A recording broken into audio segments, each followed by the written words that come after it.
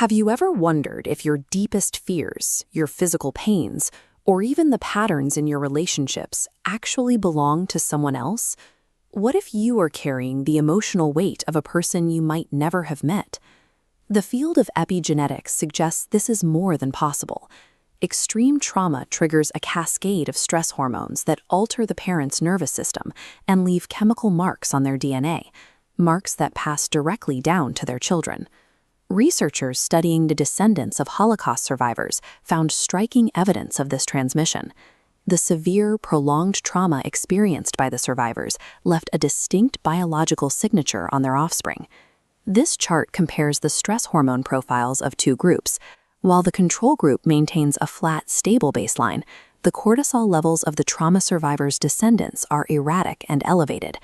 These children are born with a nervous system that is already on high alert.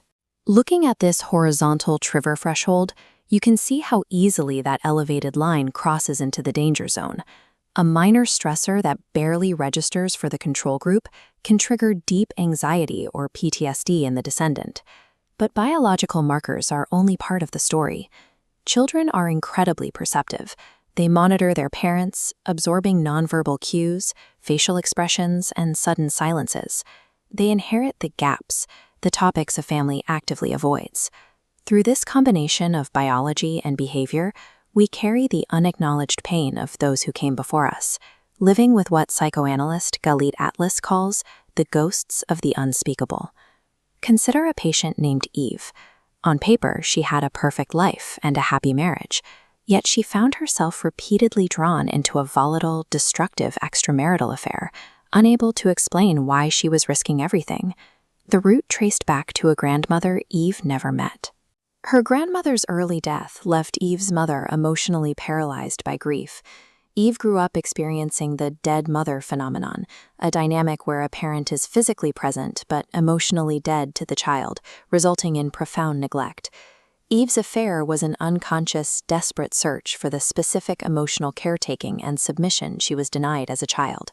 She was attempting to find a present-day solution to an inherited wound.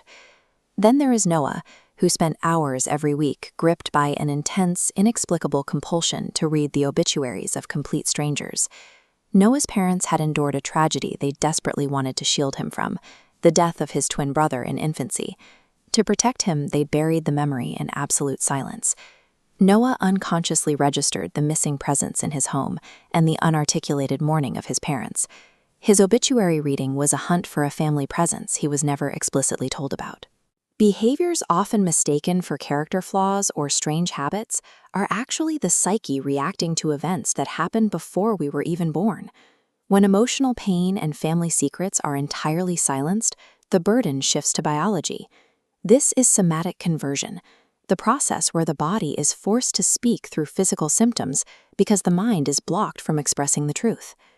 A man named Benjamin developed severe, sudden-onset claustrophobia that lacked any clear trigger. He had never been trapped or confined in his own life. Through therapy, Benjamin uncovered a traumatic family history that had been kept from him. His ancestors were immigrants who endured a harrowing journey defined by literal physical entrapment and desperate struggles to survive in hiding. The intense panic Benjamin felt in enclosed spaces was a direct echo of the physical entrapment his ancestors had endured decades earlier. His sudden, unexplained physical panic was his body remembering what his family's collective mind had been forced to forget. There is a core clinical truth at the heart of this. It is only when our conscious mind remembers the past that our physical bodies are finally free to forget it. The goal of healing is to build reflective capacity. This is the ability to observe and sit with your family's behavioral patterns, rather than blindly repeating them. You can start building this capacity by identifying your own mismatched emotional reactions. Look for somatic clues, like unexplained phobias, chronic insomnia, or physical panic that doesn't fit your current safe environment.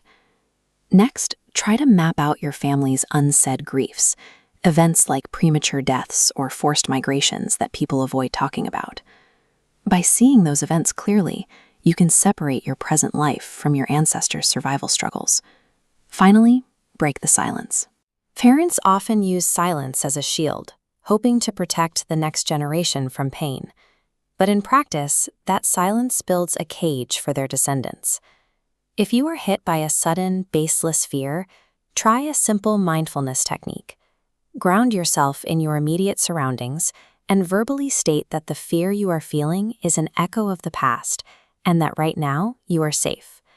We cannot change the traumatic events our families lived through, but by bringing our inherited ghosts into the light, we reclaim the power to dictate our own futures.